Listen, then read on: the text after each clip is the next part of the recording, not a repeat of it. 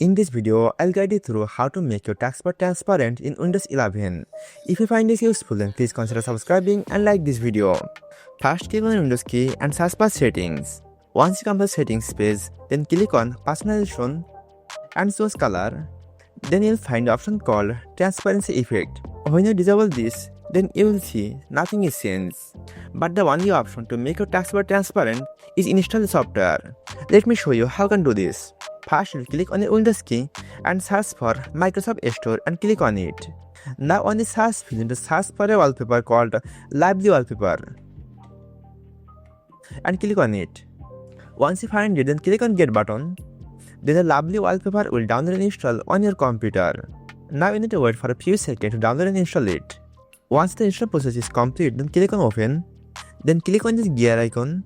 After open, Lively software, then click on System and then click on Taskbar drop-down box and choose Clear.